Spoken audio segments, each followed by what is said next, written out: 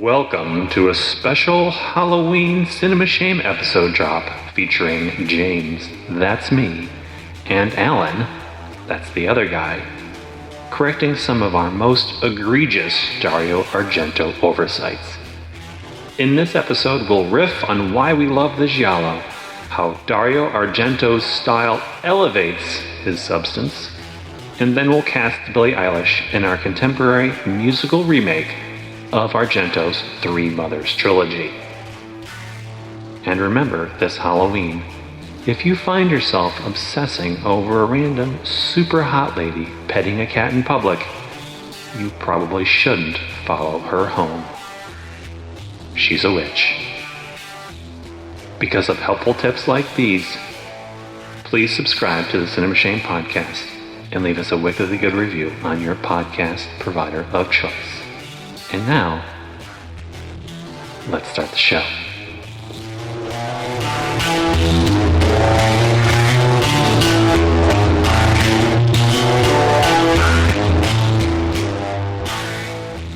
Allan's wearing some black gloves, and I've got a box of creepy dolls.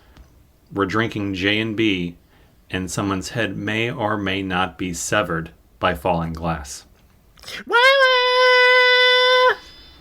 Was that Goblin or was that Keith Emerson? Both. Oh, at the same time? At the same time. They collaborated. They collaborated just for this podcast. It was actually very special. Okay. In case you haven't figured it out, this is a Dario Argento focused episode of Cinema Shame. Mutual host shame, I suppose. More my shame than yours. Yes, it's definitely more Allan's shame because I said, hey, I need to watch Inferno and we don't have a Halloween episode. What do you think? And he's like, well, I've got you beat because I haven't seen Deep Red. And I said, the fuck you haven't. And that was the beginning of this episode. I will admit now at the beginning of this that prior to this episode, my only Argento exposure was Suspiria and Phenomena. And for some reason, he tried to convince me that Phenomena was impressive. I think that was just a general... I didn't say it was impressive. I just like it. Okay, see, that's the same thing. I don't have anything against it, but let's be... It's not top tier. See, the great thing about this episode is that I just screwed around with my microphone for 25 minutes and still never got my notebook that I had notes for the episode. So this one is going to be a banger, I promise. I do need to go back into some backstory. I think maybe I've shared the story at some point or another on the podcast, but I'd like to go through it for the cheap seats because, maybe you haven't listened to all 50-something episodes. That's fine. That's fine. I was a junior in high school, and I saw a listing for a movie called Della Morte dell'Amore in the paper. Yes, we saw movie listings in the paper. We picked up a paper, we browsed the paper, and found things we wanted to see. And I had no idea what it was.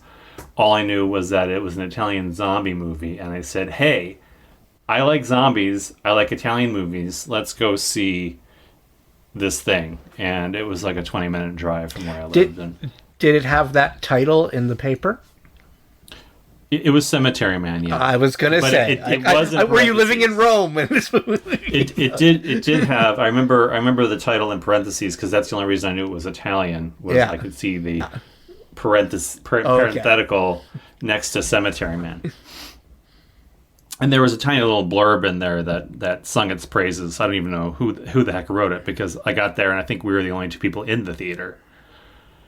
And I walked out of that screening a changed human. I had no idea what I had just watched, but I knew I needed a whole lot more of it. I'm the watchman of the Buffalora Cemetery. My name's Francesco Della Morte.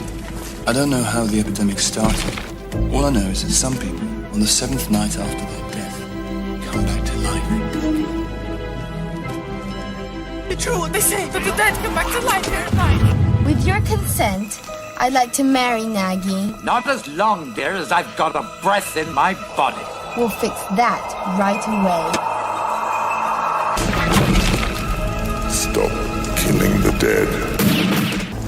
Why don't you just kill the living? Are you listening to me? Don't you believe me? No. Tough. I don't know how many of you out there remember what it was like finding foreign and obscure titles to watch in 1995, but it was kind of an adventure. So I went to the only reliably niche video store in the area at that time and said, I saw this movie Cemetery Man. And of course, we went to the movie store and talked to the people at the counter. We conversed with humans and we said, I saw this. What else do you have? Like, what can you recommend? And he handed me 2 movies. He handed me Dario Argento's Opera and Suspiria. So I went immediately from Michel Suave's Cemetery Man to what would have been his mentor in Dario Argento. And this was the beginning of a very long obsession with Italian horror and Dario Argento. And I ordered bootleg copies of things that I could find from Canadian VHS sellers on the internet when that was still possible. And my collection of Argento VHS tapes were largely made up of Japanese subtitles. And it took me a very long time to get around to Deep Red. I don't know why. Some of it was because I felt so strongly about Suspiria, most definitely and arguably being the best Dario Argento movie. It was like, there's no way there's another one better than this. I was mad at myself for not having watched it at the same time. I had gone so long without this in my life.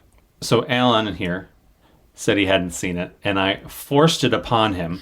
I don't really know if he argued much. It didn't matter. I wasn't listening to whatever he had to say. I have agency. If I didn't want to do this episode, I could have said no. Doesn't. But I was concerned when he said he'd only seen 2 of the films made by Dario Argento. And I know you've seen Cemetery Man. No, I haven't seen Cemetery Man. What the hell? If there's a movie, I say this with more certainty than I've said anything to you. Yeah. You would love Cemetery Man. I'm sure I would. Well, I have to explain. This is I have sort of a weird relationship with Italian horror cinema because like I've said before on the podcast, I grew up reading about movies more than I even watched movies. And I read a lot of books about horror movies, and a lot of those books had pictures.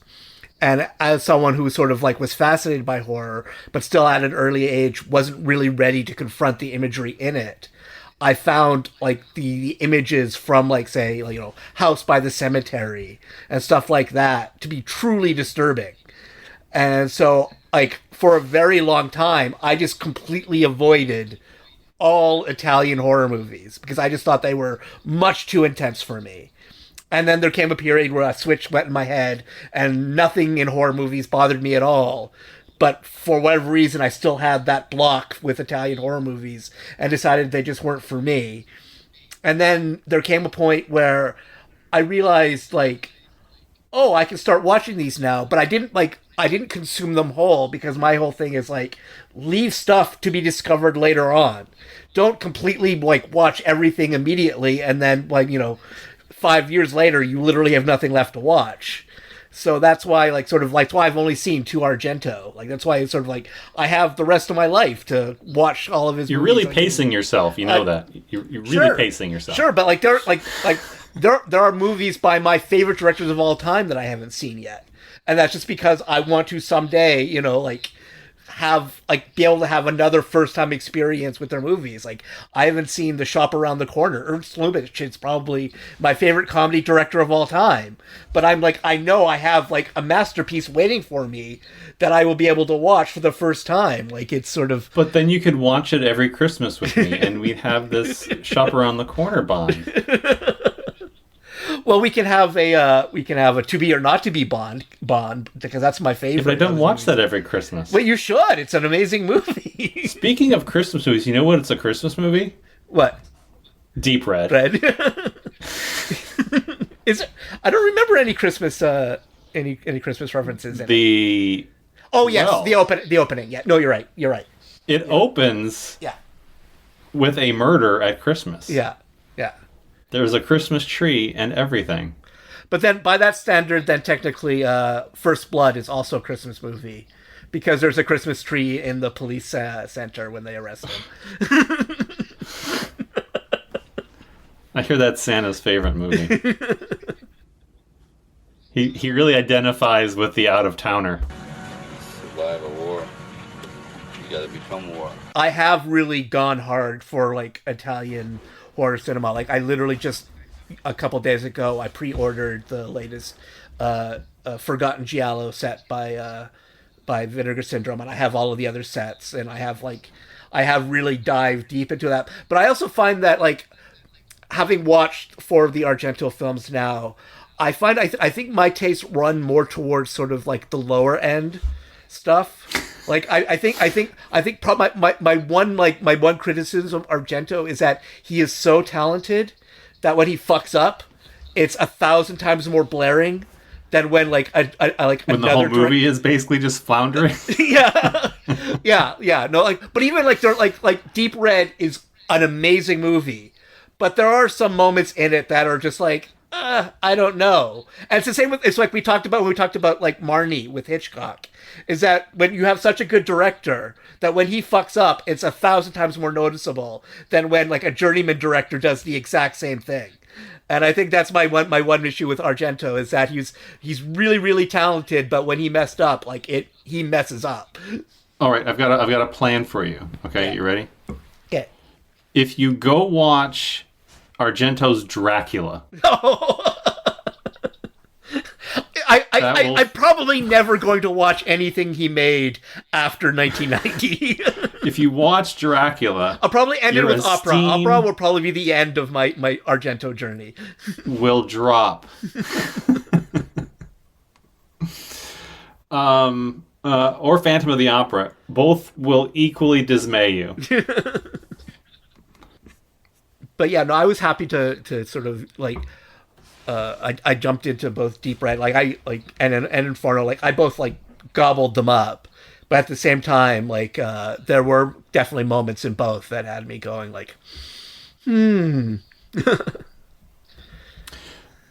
But he pre-excuses any misgivings you have when he compares his cinema to jazz improvisation. Yeah. I mean, but I also don't like improvisational jazz, so that's kind of I do find some structure to be a good thing. There is some structure. Improvisational jazz is structure blended with improvisation. We'll start with the elder of the two, which was Dario Argento's Deep Red, released in 1975, aka Profondo Rosso. I can feel death in this room. A presence. You have killed, and you will kill again. The murderer is a schizophrenic paranoid. Anyone who kills with such frenzy surely does it in a state of temporary madness. And when he kills, he must recreate these specific conditions. What was that? I saw a man in a brown raincoat walking away from the building. What are you doing messing around with this business anyway? I told you to stay out of it. What is it? Didn't you hear that? There's somebody in the house absolutely trying to kill me. If you hadn't stuck your damn nose in it all.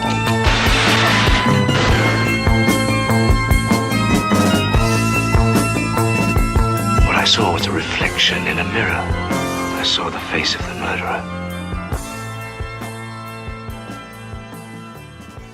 This is where I mentioned that, hey, I've got this on vinyl and I've actually seen the movie. So it doesn't really work with your general theme of having it on vinyl and not having seen the film. I only have one Goblin soundtrack, and that's for Thomas Milan, one of his cop movies. I think it's Gangster Anti-Squadron or something like that. Why did you? Why? Because it seemed like a cool. These things? It does, but it's like I've been happening across weird records and venturing into every record store I find anywhere in the country. And these are not things I find. You find things that it's just like they migrated to Canada and never came home. I think this was a record store day special, so that may have been maybe a. We don't get the same record store day specials. Deep Red. If you don't know the story, I don't know that it matters, but we'll go through the motions anyway.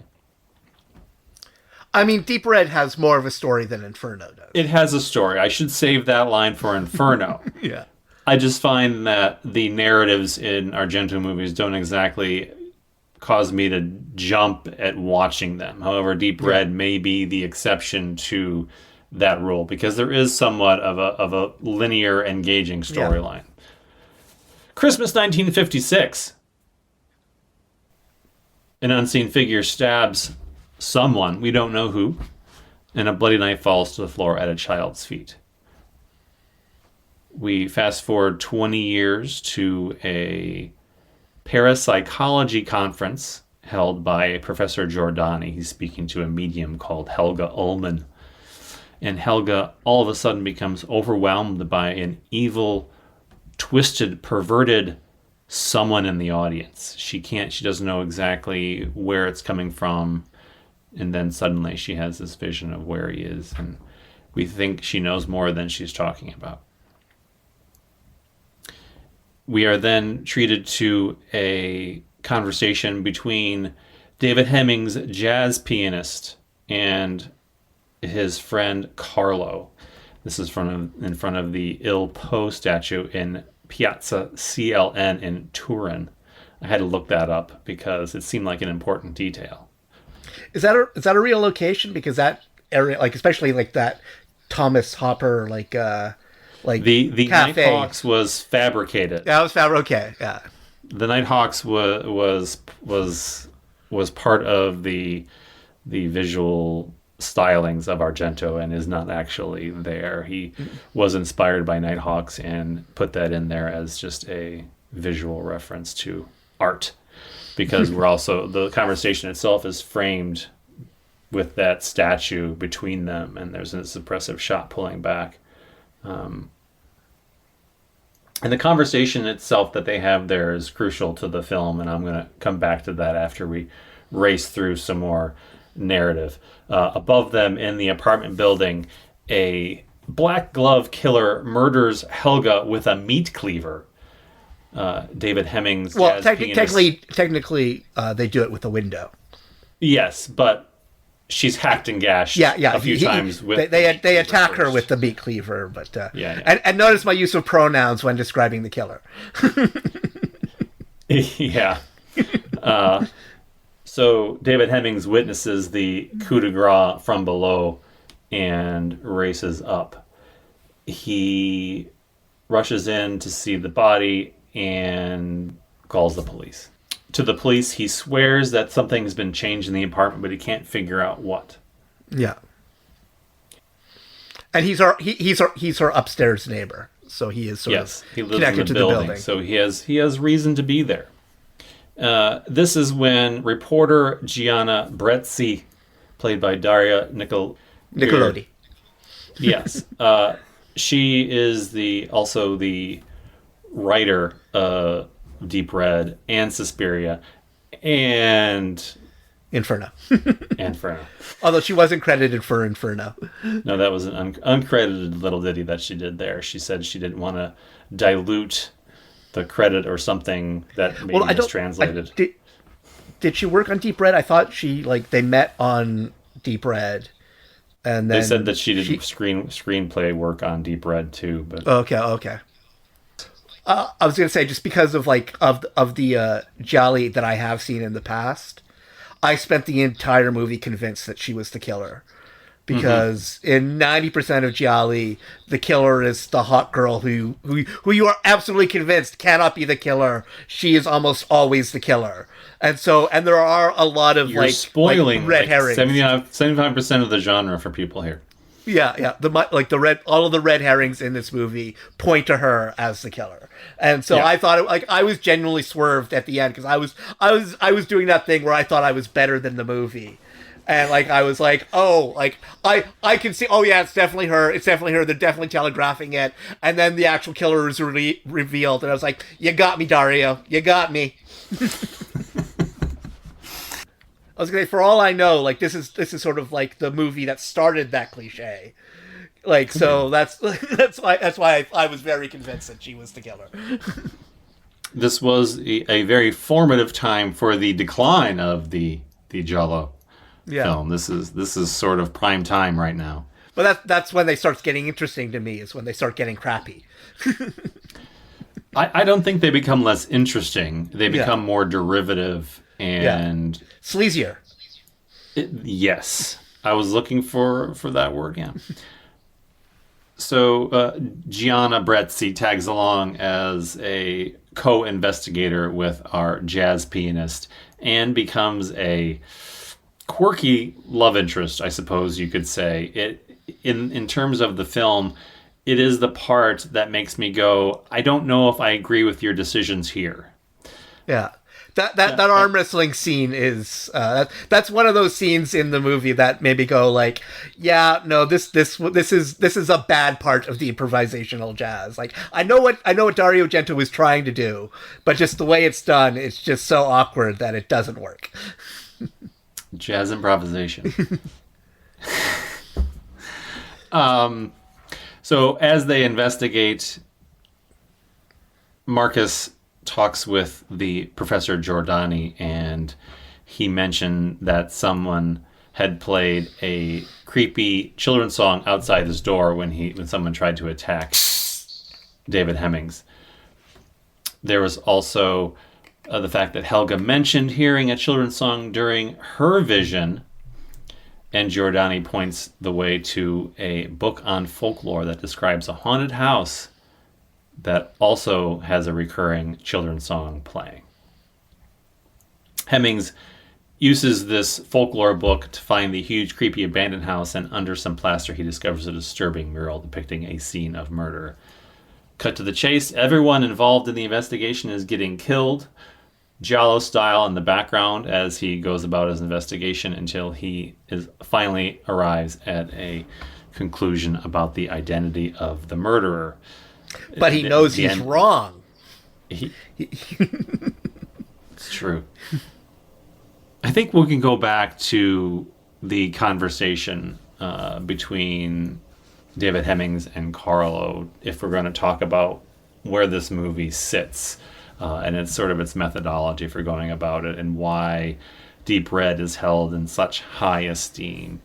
Now, I called it the statue conversation. It probably has something more going on with that, but for now we'll just call it that. And there's a quote in there that leads you directly down the path of pretty much every giallo that's ever been made. Carlo? Carlo? Huh? Did you see a man coming towards the fountain? A man? Yeah, a man in a brown raincoat. He may have been the murderer, I don't know. Yeah, for a second, from the back. There's something else that's funny, you know. It's very strange, and I don't even know if it's true or not. But when I went into her apartment first, I thought I saw a painting, and then a few minutes later, it was gone. Now, how could that be? Maybe the painting was made to disappear because it represented something important. Sorry? What? Something important! Carlo's talking to him. He says, you think you're telling the truth, but in fact you're only telling your version of the truth.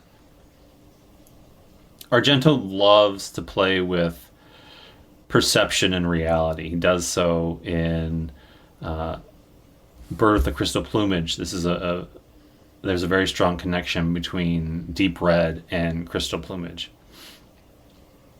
the question must be answered by the main character, and he has to figure out what has he actually witnessed, what has he seen. But Argento is also asking the audience, what do you think you saw? And what do you believe?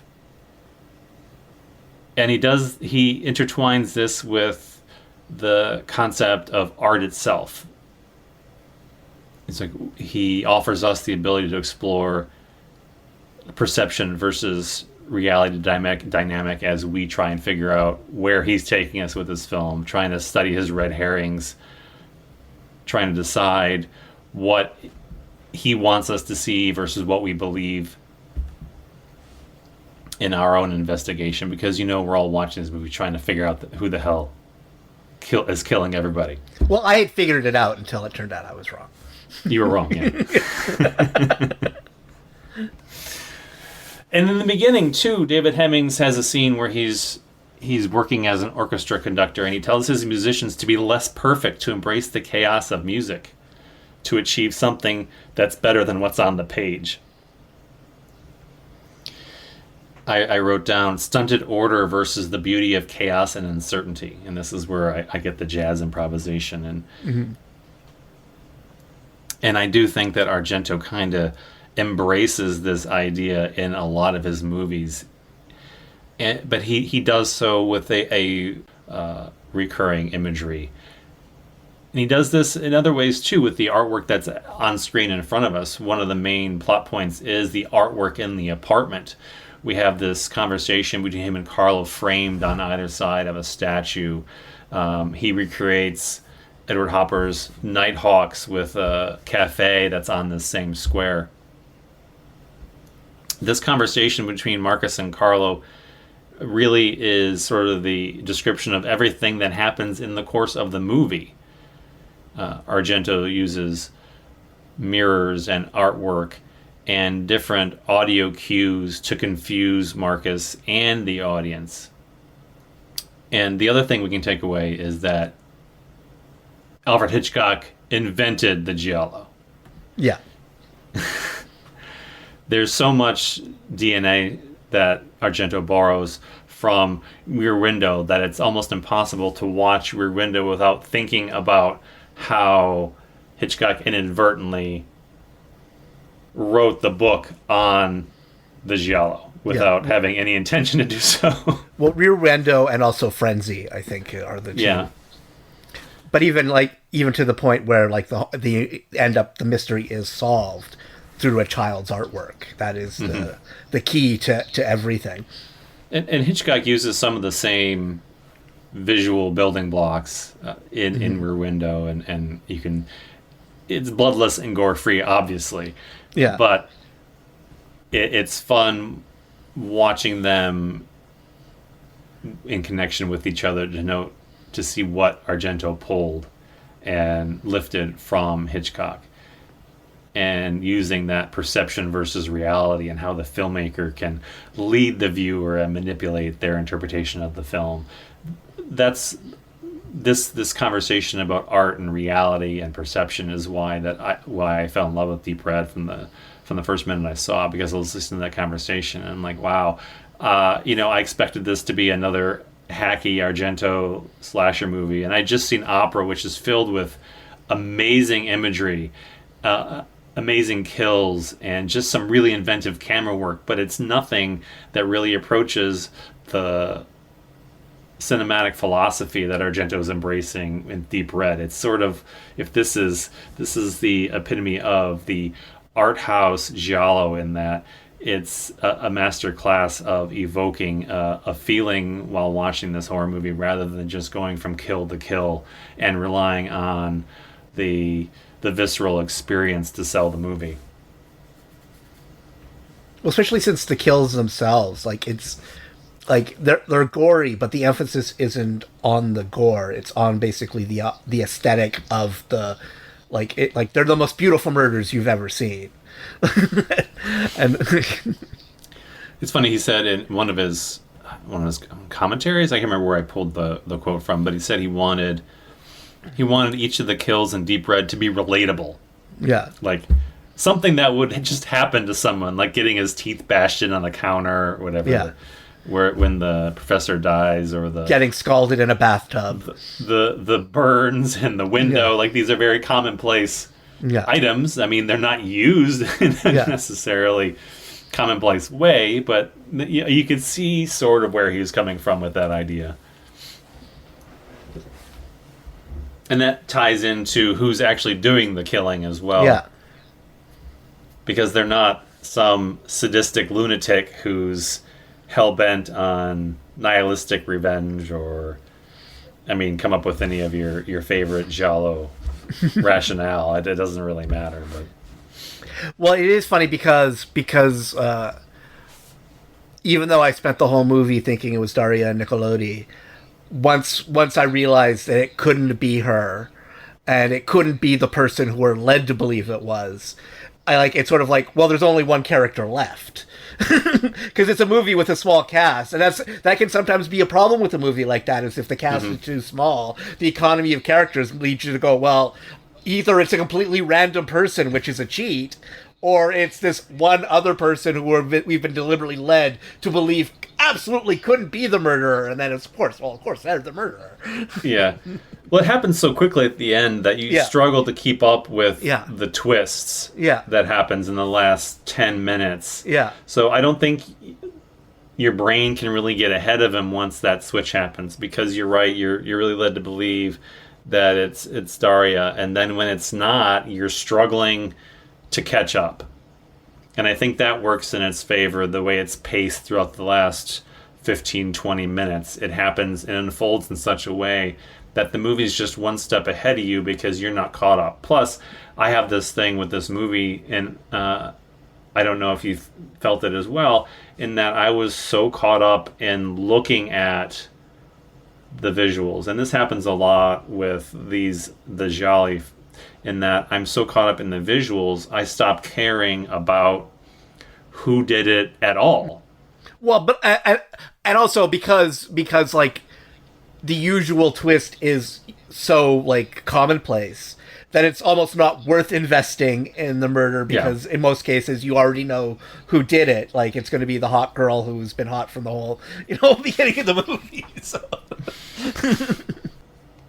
Deep Red, because I know Argento has a reputation for misogyny, and I didn't like Deep Red. Didn't give me that sense.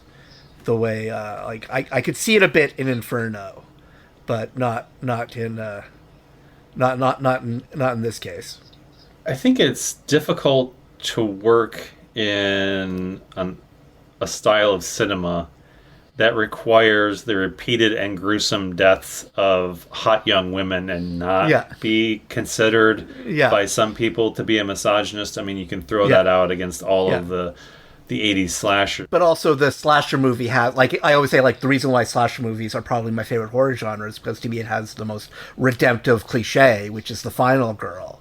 Which, in the end, like to me, that has always been the sort of thing that there are definitely, like, I speaking of, like, I guess it's more Spanish, but, like, I loathe Pieces, and I know in the horror community it's very much a beloved, camp classic, and I just don't see that at all. To me, it's like when in the 80s, when, like, parents were like, don't let your kids watch horror movies because, they'll become serial killers. To me, Pieces is the movie they were talking about, and it was probably justified. Like, that was a movie made by, like, it wasn't like they were thinking, oh, we're making a fun, campy horror movie. They were like, yes, let's make these movies, like these murders extra grisly and extra humiliating for the young women, because that is what the horror audience wants.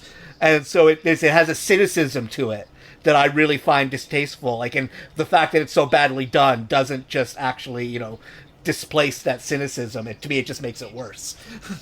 I am a notorious American slasher skeptic. Yeah. I have gone through the motions as a good horror fan to watch a number of these films, and I have a few that I point to as favorites, like House on Sorority Row. I really enjoy. Yeah, that's a great one. Yeah. And, like, I mean, Friday the 13th Part 6 and Part 2, and I mean, I'll cherry pick here and there. But by and large, when I compare what was going on in Europe in the 70s and 80s versus what the American filmmakers did in the 80s. I'm generally inclined to care a lot more about the Eurotrash and Jolly and the movies that were made with this eye on a certain kind of very limited style and what they could do within that trope. And I know people say, well, I've watched, how many Jolly, there's no point in watching the other ones because they're all the same. And I'm like, no, I think that's kind of the appeal for me. Yeah. In that you're given like a bag of tricks. Every giallo starts with the same bag of tricks, and it's how they incorporate those elements into the film. And some filmmakers, we were talking about Dario Argento and Mario Bava, who basically invented the bag of tricks. Yeah. This, to me, is a far more interesting experiment than watching how the American slashers just tried to one-up each other with the gore or the sadism or whatever was happening at the time. And I have no patience for pieces. I tried watching it and I didn't have any interest in finishing it. It bored me. Yeah. Well, I also, to me, like the one thing that really separates Jolly from like the American slasher is just style. Is just because of the time and place that the films were made, the Italian films are just inherently more stylish. Just like the way the characters are dressed, their attitudes, like their sophistication. Like even if it's like one of the grimiest, like sleaziest, like Spanish, Italian co-productions, it still will have like if the people Spaniards very close. Are involved, it's gonna be a bit ugly. Yeah, they still are going to be like, there's going to be some element of beauty in the film, whereas a lot of the American slasher movies were basically, hey, we've got a forest, we've got some teenage girls in jeans and shirts, and we'll just show them getting killed. So there is sort of like an ugliness factor to the American slasher movie that really isn't like, I'm sure one exists, but I've never really seen what I would call an ugly giallo film. Like, to me, like, I think it's the main appeal of the genre. And I like, in terms of people saying like, oh, what you've seen when you've seen them all, like, yeah, that's the whole point. Like, when like if going to film, like if watching movies is like a religious experience, well, you don't go to church to be surprised. You go to church for the ritual. You go for the church for the mass that you expect. If suddenly like the priest started improvising and saying stuff that doesn't make any sense, you're not going to go to that church anymore. And that's why I sort of like, I never buy that argument like, oh, they're all the same. It's like, yes, that's why I like these movies, is because they're all the same.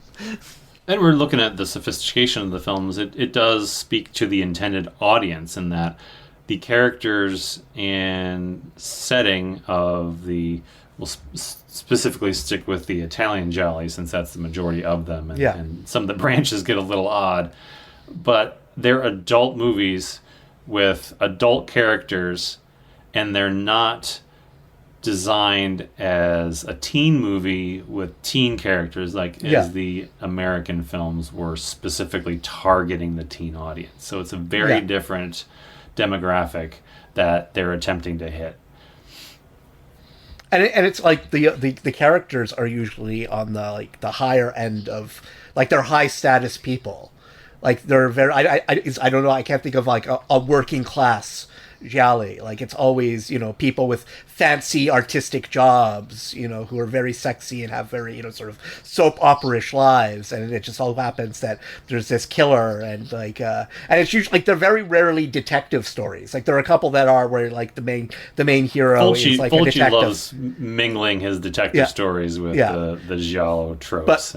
But most of them are like Deep Red, where it's a guy who should have nothing to do with the murder has taken it upon himself to be the one who solves the murder. Mm-hmm. I mean, you can go back to A Bay of Blood by Mario Bava, which is, I mean, I guess you could say that's the I Ching Friday the 13th. Mm-hmm. Isolated group of kids, teenagers, and Friday the 13th just recycles one of the most impressive kills in that. And what is it, 2? I think it's Friday the 13th Part 2. Yeah. I mean, they share a whole lot of DNA, but what they don't share is what, makes them interesting on their own and why they have certain fans that don't exactly overlap. And also, Mario Bava is probably the greatest stylist in the history of cinema. I mean, it's really hard to argue. I mean, he taught Dario Argento everything he knows, and he even helped Argento on Inferno. Yeah. Well, that's because, if you were to ask me, to identify my favorite Italian movie of all time, it would be Danger Diabolic. I mean, that is, to me, if I could live in any movie, that is the movie I would want to live inside, just in terms of something so completely beautiful.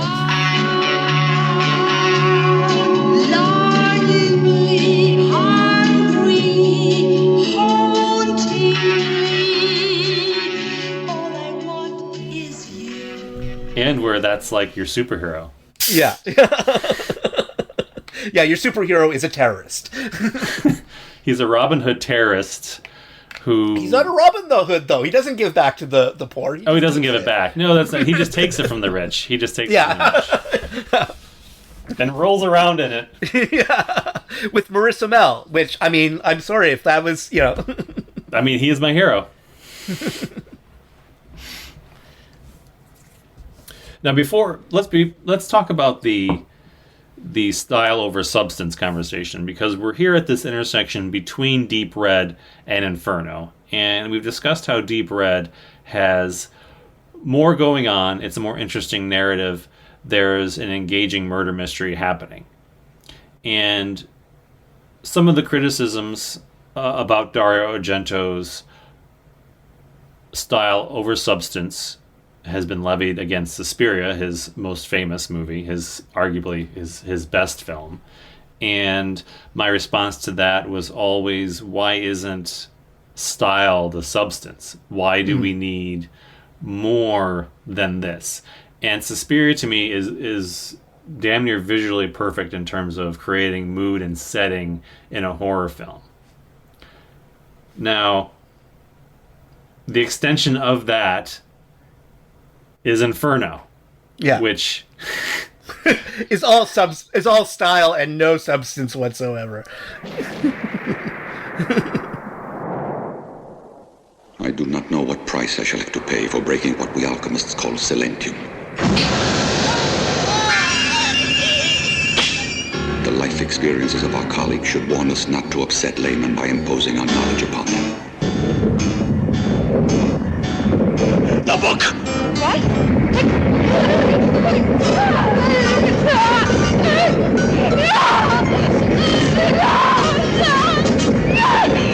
There are mysterious parts in that book, but the only true mystery is that our very lives are governed by dead people.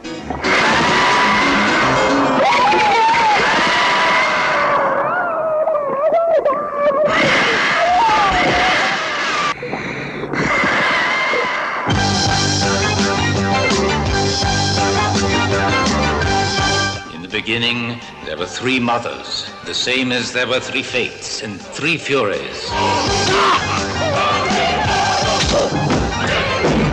Man has always mistakenly called them by one terrifying name.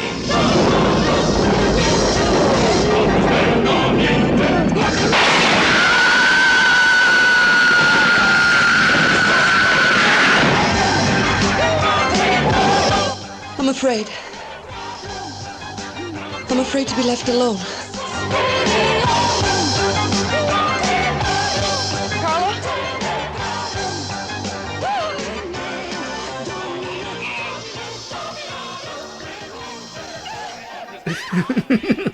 I mean, I absolutely think it is. I've seen less coherent horror movies than Inferno.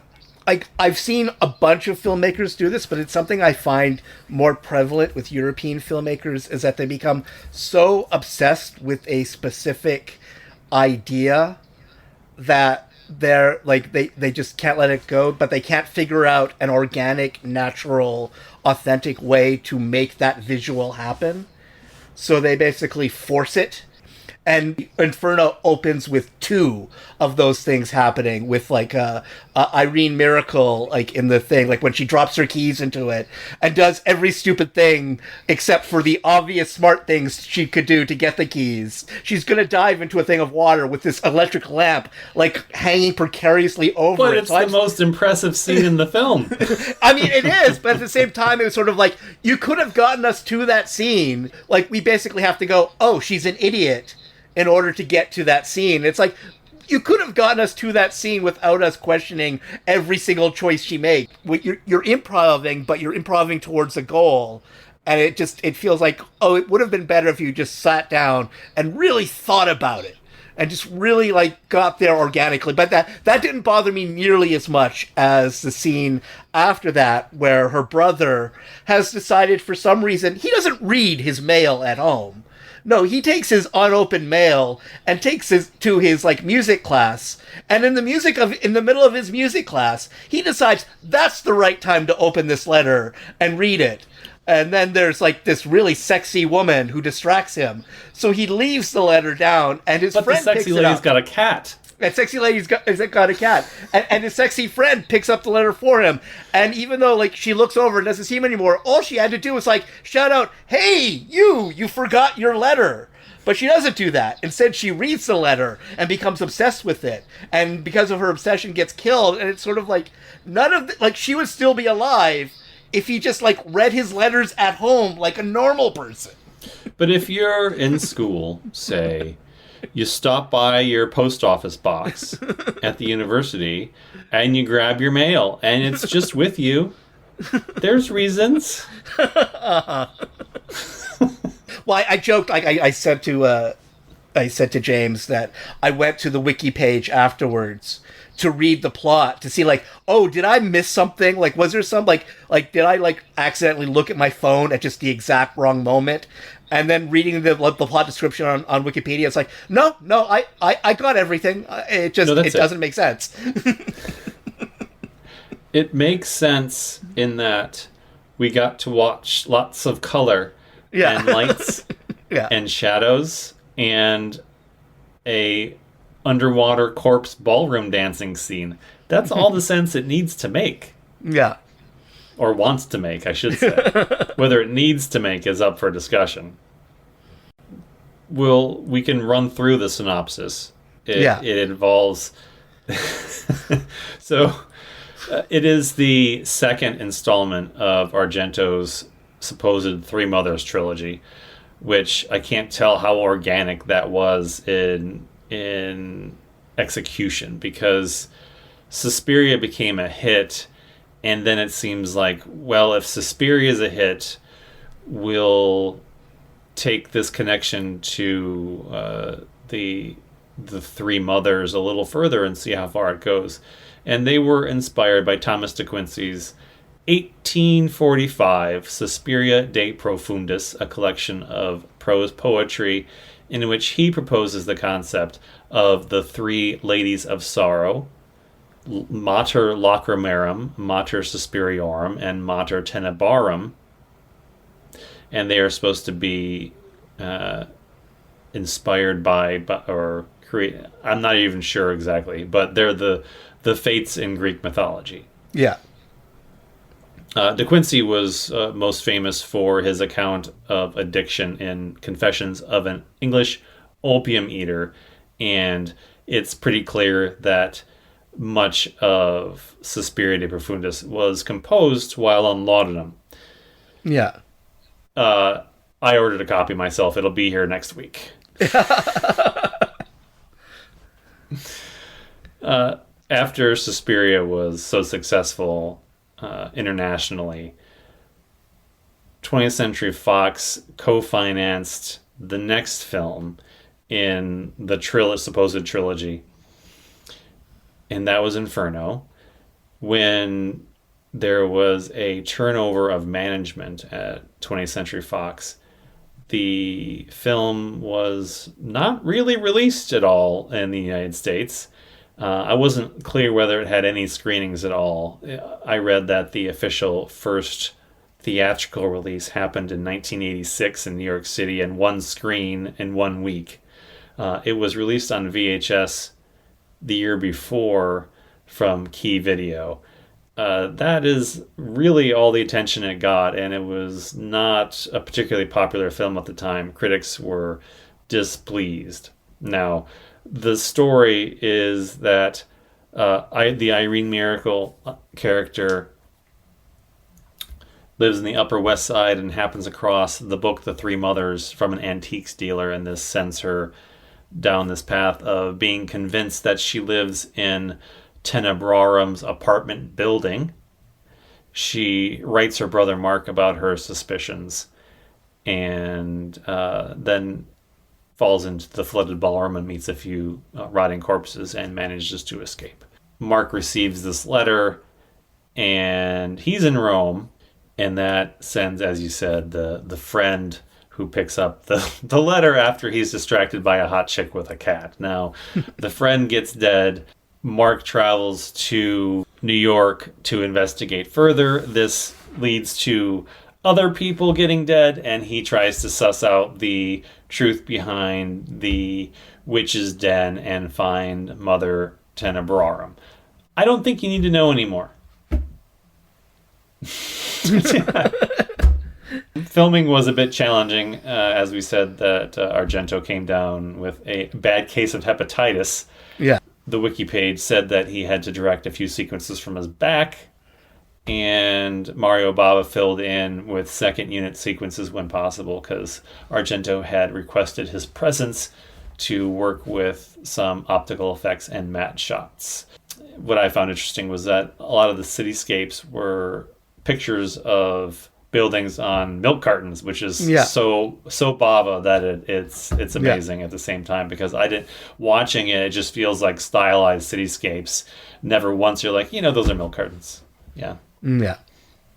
That said, there was not a single second with the New York sequences where I thought, oh, this could actually be New York. Yeah, no, you don't get that impression. They did film something in New York, but I'm unclear what came out of that, because it never feels like New York. And just to add a little extra family ties, Lamberto Bava, Mario's son, worked as Argento's assistant director on the film. Argento chose Keith Emerson for the score because he wanted a more delicate sound. So you pick a prog keyboardist for your movie. I'm not sure I would consider it delicate, but yeah. I honestly, it wasn't like I clearly wasn't paying too much attention to the credits, because I honestly thought it was a Goblin score until I looked at the Wikipedia page and saw that it was Keith Emerson. Like, if you had asked me, I would have, like, to me, it didn't sound any different from the other three. I mean, that's why my imitation is basically the same. It was similar. I think there's a few telling sequences that Goblin is kind of has a routine going for them, and that's when I expected the routine to happen. It didn't. I'm like, well, this isn't Goblin. Where's the thing that they do?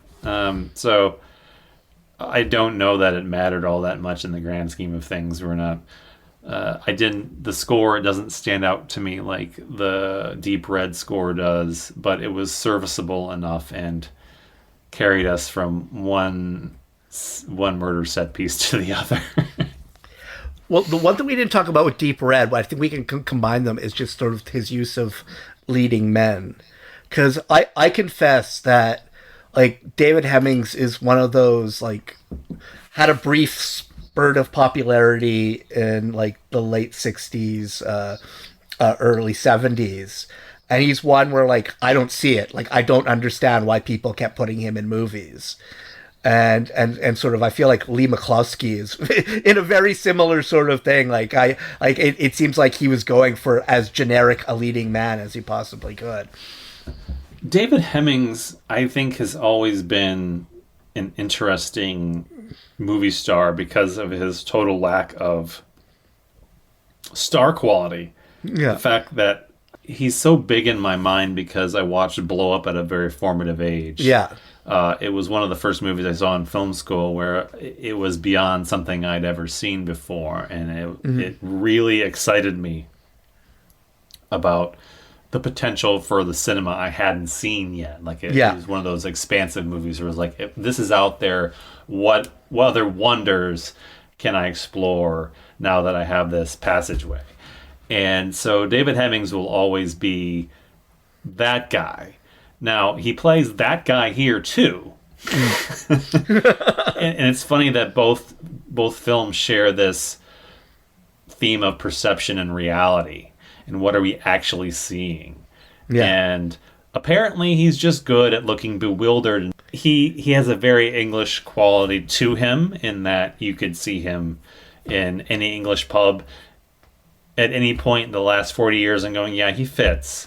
Well, and I saw a bunch of stuff afterwards where people are talking about how like Argento deliberately makes him a very weak character, like, and specifically like the arm wrestling scene where he struggles to arm wrestle Daria Nicolodi, even though clearly like a man of his size. Beefy. She's real beefy. Yeah. That was a total cheat. You caught me completely off guard. I mean, if you are going to play the game, you might at least stick to the rules. Mm-hmm. You too. I mean, if you're going to do it, you might just as well do it properly. I mean, do it. Do you want to do it? Do you want to do it properly without actually cheating? All right. Are you sure? Yeah. All right. Both elbows on the table directly straight, okay? Absolutely on the table. I know the rules. And don't start till I say ready. Okay. But I wasn't sure I quite bought into that. Like, to me, there was nothing necessarily in the movie that read that way beyond that one scene, and specifically the casting of David Hemmings. Like, I don't know, like, if he had cast a more sort of, like virile actor in that role, I think it may have been slightly more interesting to play with that weakness angle, because it would be so like sort of out of like touch with the actor. But with this case, it's like, well, that's just how David Hemmings is. Yeah. He definitely had a reason for attempting that scene. And it's tied into the identity of the killer and our perception of who the killer would be. Yeah. But it's handled so oddly as like, this is your establishment for that women are not the weaker sex. Mm-hmm. And it's oddly funny in a way that I don't think he intends. It's the one scene that I shrug and move on, because I love everything else about the film, and their relationship is always strange. It's unusually written. Many of the lines don't seem to fit, especially in the context of the rest of the film. But again, it's what I abide in order to appreciate the rest of the film. Well, and also like there is the element that, she beats him twice, but she cheats both times. Mm-hmm. And so there is like, so if you do want to pursue that sort of Argento misogyny angle, like he is kind of doing a thing like, well, women may not be as physically strong as men, but they're wily, and they'll break the rules in order to get what they want. And but in the case like I at least I feel like David Hemmings makes much more of an impression than Lee McCluskey, who is like basically he was just a mustache. Like that's all he is in the entire movie. We're talking about Inferno now, and we're talking about him, and I have no face in my brain about what he looked like. There's nothing there. It is just the mustache. I can't remember who was the name of the actress who played Sabrina the Teenage Witch in like the original sitcom. Like I can't remember her name, but I remember like I had a friend who had a really strong crush on her, and I didn't get it, and I described her as a person whose like face, like I can't remember her face while I'm looking at her face, And I feel like Melissa Joan Hart. Yeah, no, like to me, like she is just so anti-charisma. Like I literally forget what she looks like while I'm looking at her, and that's very much a Lee McCloskey. Like I just like I was like, why is he in this movie? Especially since there are like people with some like Irene Miracle and like that sexy lady with a cat whose name I don't know, and Daria and like there are some very striking like people in this movie. So he just seems like sort of the blandest possible leading man. He's got like male face blindness or something like that. He knew how to pick women for the casting, but when it comes to his male leads, he's just whatever you think is fine. Yeah. At least I'll say this for Phenomena, it gives us Donald Pleasance. So, well, you've locked yourself out, you silly gunnel. I was watching Dracula 1978 with Frank Langella. Frank Langella and Donald Pleasance as the head of the asylum. And it's just the Donald Pleasance persona that just carries over no matter what era or country you put him in. Mm-hmm. He always just seems so at ease. Yeah. It doesn't... 1700, 1980s, it's all the same to him. Yeah. He knows no time. Yeah, no. That's why he's one of my favorites. You won't be surprised to learn that critics did not particularly care for Inferno at the time of its release. Whenever I'm not even sure when people got to see it or why it was reviewed at the time that it was. Nina Darton of the New York Times wrote a contemporaneous review during its, I guess it must have been its initial release, because I couldn't find a specific date. She said, "The movie's distinguishing feature is not the number of variety of horrible murders, but the length of time it takes for the victims to die." That's completely fair. That's completely fair. And I will say, like, as like I would say between the two, I would describe Inferno as the more beautiful of between it and Deep Red. Mm-hmm. But because of that, like some of the stuff that doesn't work in Inferno, just like the scene where Daria Nicolodi is killed with the cats is just like you can clearly see the person off camera throwing the cats onto her, and like the close-ups and like the cats, like they're not attacking her, they're clearly like they're thrown at her and then just run away as soon as like they touch her. Like there's like the first cat that's thrown has no business, that has no interest in attacking anything, and just falls and runs away. If we want to go with this dreamlike nature of the movie, then probably the most dreamlike sequence is the one with the antique dealer who like grabs the cat and like picks it up by the scruff of his neck and puts it in a bag with other cats. And like, I'm sorry, like I've dealt with cats. If you tried to do that, you would be like dead. Like they would kill you. They're not going to let you just throw them into a bag together. Like, what I love about that bag sequence is that they had to come up with some device to rotate in the bag like a sack of cats. And how many cats are in there? Like, I think we see 3, but still, that seems like even 3 is a lot of cats. Like, he eventually takes it out to drown them, and it's like they would have killed each other inside the bag. Like, these are cats. Like, it's a mechanical device inside the bag that's simulating 3 or 4 cats writhing around in the bag. So I'm imagining the guy that was tasked with that, and I couldn't find Mario Bava in any form taking credit for that. So somebody else was involved in creating the illusion of a device in the bag of cats. And then in that scene where they throw it in the water and the guy gets stabbed with the sack of cats as he's killing the cats, is then the mechanical rats show up. The whole sequence, I rewound and watched it again because I was laughing too hard at what was happening on screen and thinking about all the ways this had to be put together. Yeah. The lengths that you went to get this ridiculous shot. Well, and I think that because I read that Argento, this is like one of his least favorite movies. And part of it was because he was so sick while he was making it, but also it was just like a hard film to shoot. Before he made Dracula. But yeah, the look of the film, he clearly wanted to duplicate what was working so well on Suspiria, and there is a lot of that. And if you just want to sit down with a lesser Suspiria, this is a pretty good way to do that. Yeah. I mean, you're bathed in these garish colors at all times. You have the dreamlike quality of the different locations where the witches live, and honestly, I'd rather watch this than Witch again. I mean, I know that Witch has its super fandom, but I'm just not in love with it. I find it very droll and difficult to sit through after the first viewing, and if I'm going to watch a movie about witches, I want this. Yeah. Someone's yelling at me. There's someone out there listening to this. I don't know what to do with this. I mean, this guy's lost his mind, but. So it's been a while since I've seen Suspiria. I was actually considering watching it yesterday, but I just didn't have time.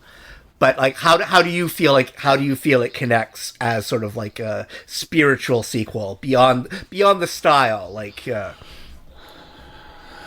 if you look at it thinking, okay, this is the lesser sequel of Suspiria, like made with the same intent, made to capitalize on that success, carry on the story that was partially conceived for Suspiria. I think it works. I could see the lineage. It's not nearly as effective at nearly anything that it does, because in Suspiria the visuals really do serve that tone and mood better. The mystery of Suspiria carries the story enough that we're not going, well, we're really struggling to get to this next set piece. And that doesn't really bother me with Inferno, because I get what I want out of it. I knew it was not Suspiria. Yeah. And eventually you get to the movies that aren't Deep Red and Suspiria, and you settle for Inferno. Have you seen the third film? Have you seen Mother of Tears? Yes.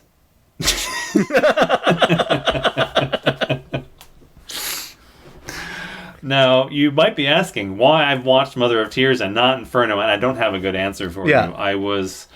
It was one of those, I'm going to satisfy a requirement for Hooptober some years ago, and it just happened to come across it on one of the, probably Tubi or something, and I'm like, oh, I haven't seen this, and it's the same reason I watched Dracula. It was like, oh, it's on Tubi, and I haven't seen this. Better than Dracula.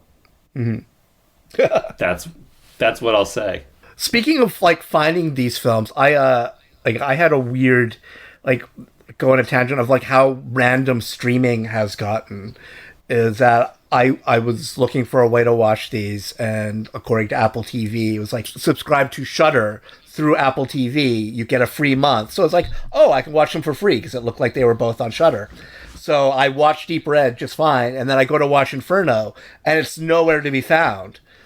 And then I found out that if I subscribed to Shudder for free for a month on Amazon Prime, then I could see so, but also I'm pretty sure like it had all of the violence and nudity in it, but I'm pretty sure I watched the television version of Inferno because it kept having these like commercial ad break blackouts that just like stylistically they didn't make any sense for the movie, so it had to be like these are like the cuts for the commercial, but it was also the film clearly wasn't cut on network television, because there are like famously like with all of Argento's like films from this era, there are like 4 different versions, and aren't they all on Criterion right now? Do you? I was looking for a free option. I was like I when I'm paying for a movie for Cinema Shame, I have explored every possible option. Did you watch the longer cut of Deep Red, or the because the one on Shudder is like the original theatrical cut? I think the longer cut was on Criterion Channel, and I didn't pull out my Arrow Blu-ray to watch it because I was using my iPad and doing something else, and then I didn't even do the thing I was supposed to do. I just watched Deep Red, so it didn't matter. Like I should have just gone to watch the Arrow Blu-ray. Because I subscribed to Shudder, what I did was after I watched Deep Red, I went and saw that one of the Joe Bob Briggs episodes that he had done Deep Red. So I was like, oh, I'll get some insights from Joe Bob about it, and he talked about he actually he prefers the shorter cut, and I think it's a theory that I agree with, like sort of this idea that just because a movie is longer doesn't make it better. That sometimes they're like some of the best director cuts are the ones where they take out stuff instead of leaving stuff in or adding extra stuff into it. I don't miss what's not there in the shorter cut. Yeah. And also you have cases like the American cut of Phenomena, which is called Creepers, which I remember I when I first watched Phenomena, I was like totally expecting something really basically Inferno level of just like what the fuck is going on, because I had read all of these reviews of Creepers that talked about how it had been cut so badly that it was so completely incomprehensible. And then I actually got the Blu-ray that has both versions, and it turns out that Creepers is the exact same movie, except the scenes are shorter. And it's not even like they cut anything out of the scenes; they just like cut out the pauses. Yeah, I just feel like that is rushed. It doesn't feel. Creepers was the first version that I saw. Yeah. And then I saw the longer cut. I haven't gone back to watch Creepers, but I just felt like Phenomena unfolded a little more naturally. Yeah. Whereas Creepers felt like it was rushing. Mm-hmm. I mean, it seems it's pedantic, but it was like they cut things off just to sacrifice runtime rather than letting every scene unfold naturally. So everything felt abbreviated. And if I recall, there are a couple scenes that are excised entirely, but they're not essential scenes. Yeah. Because I thought it was funny, like finding out that all of these people, like who in the 80s were like, oh, I wish we could see like the Italian cut because it would make so much more sense. That's you saw the movie. You saw the movie. We had amazing expectations for what we weren't able to access at the time. Yeah, like the one when you talk about ordering from bootleg sites. All I ordered from bootleg sites were Russ Meyer movies, so I feel like that is the. Yeah. And you do a trivia for me? Stand by. Going to air. Stand by, Phil. 5, Stand by music. 4, Stand by now. 3, 2, 1. And speed up.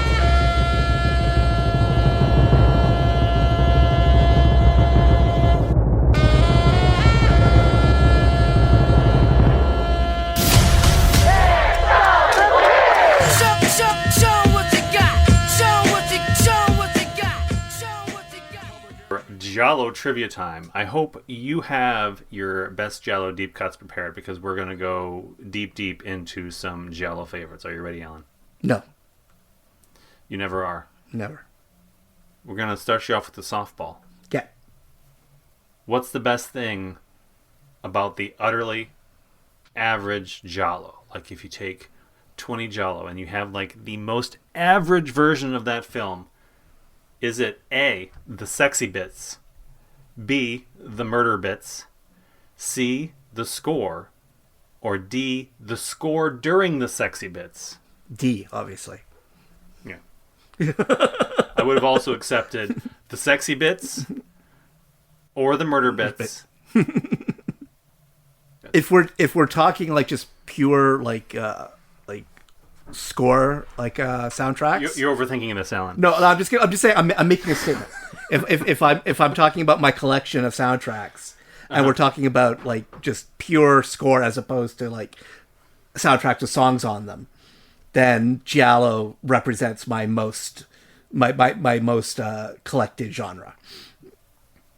Yeah, that's good. This is why we're friends. we both have weird record collections filled with songs about murder and sexy bits. Question number 2. I need a top 3 Giallo list of films not directed by Dario Argento. Not well. I know my number 1 for sure. Number 3, Blood and Black Lace.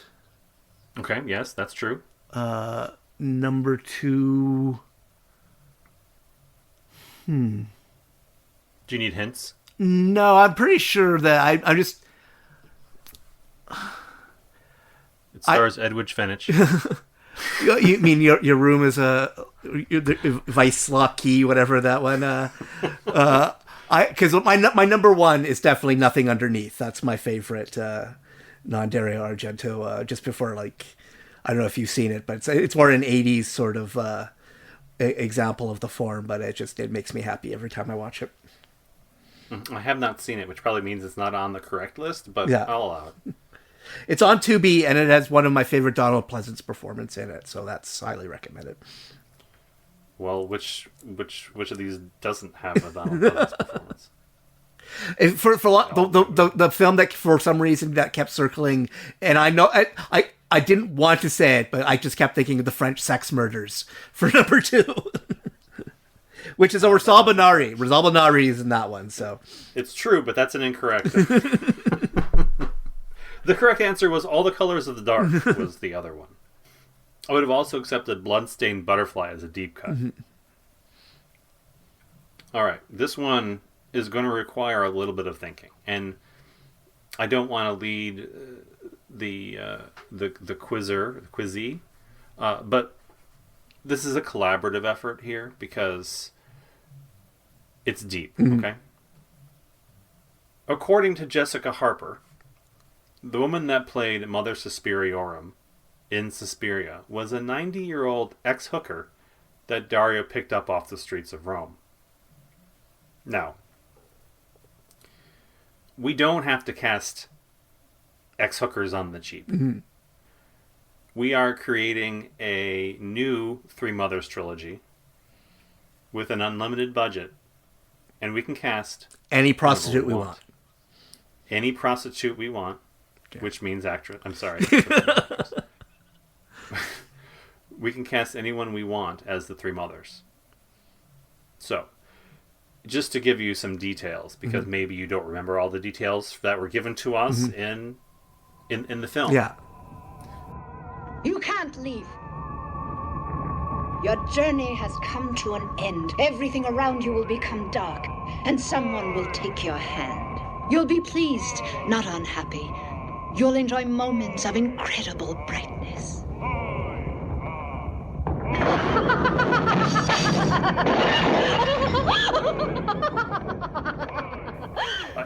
You're saying yeah, but you don't remember. No, I don't remember.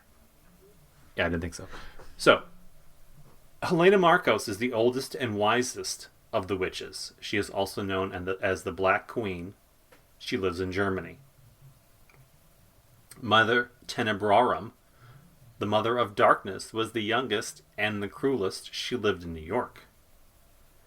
Mother Lacrimarum, the Mother of Tears, is the most beautiful and most powerful, and apparently lives in Rome.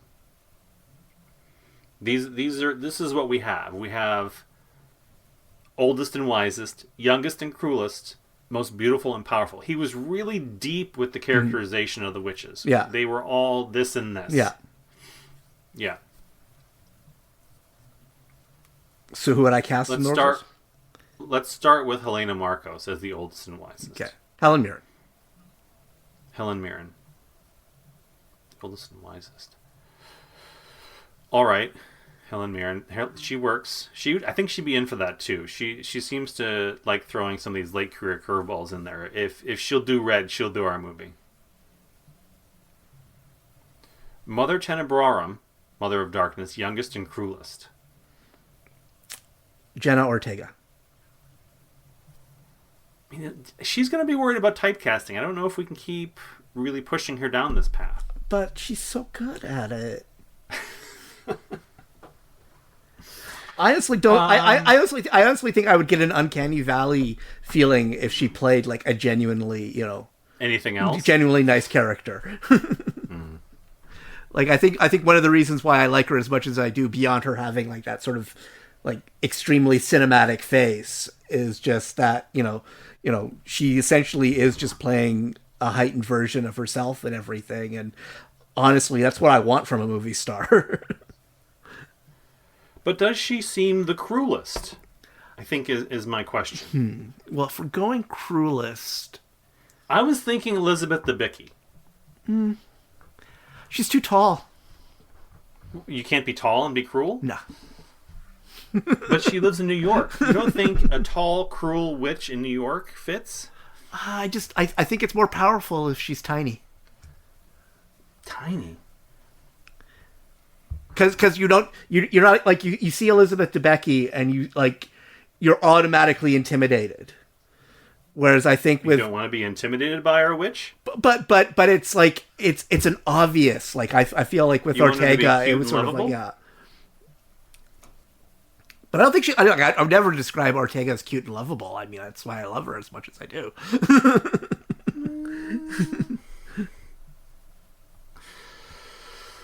Okay, we'll just float some flyers out there to the agents and see who comes back first.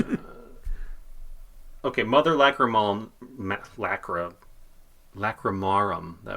That's not coming out very well.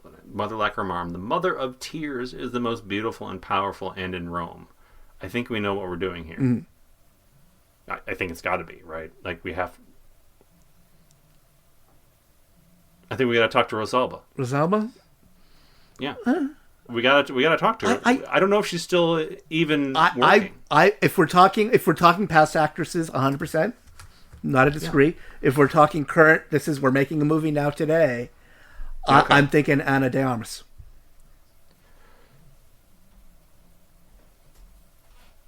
But we don't know about her accent. Mm-hmm. Like, what are we doing here?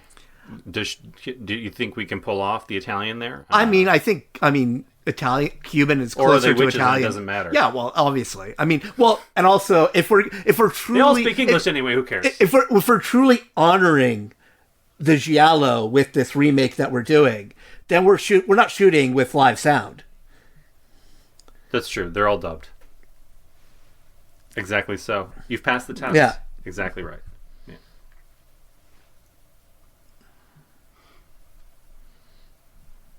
I think I'll go along with that. I still don't think I still can't do Jenna Ortega. It's just she's just too nice looking. She doesn't scare me. I don't know. I have a different reaction to her. I find her terrifying. You find her actually no. I got it. Okay. Billie Eilish. But then she's gonna want to sing. But if we're talking about like sort of a young woman who terrifies men, yes, that's Billie Eilish. And I mean, I'm not opposed to a musical, if I'm honest. If she wants to write some original material, we'll discuss it. And we could be saving this for when she goes serious and she wants to do a straight non-singing role.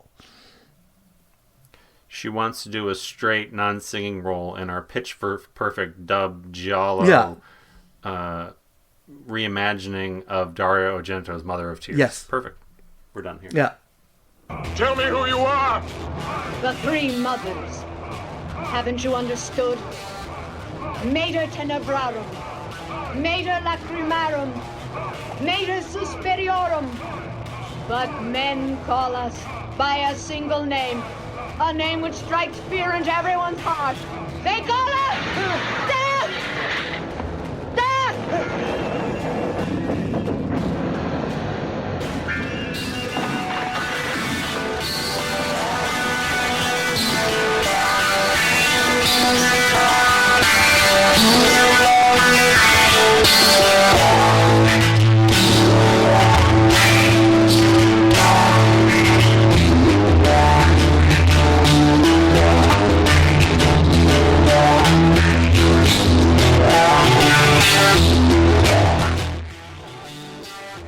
Are you satisfied? Did you like that? If you did, give us a great review on Apple Podcasts or any podcasting platform of your choice. Drop us a message on Twitter at CinemaShame or Blue Sky and Instagram at CinemaShame Podcast. Thanks for listening, and we'll catch you on the next episode of the CinemaShame Podcast.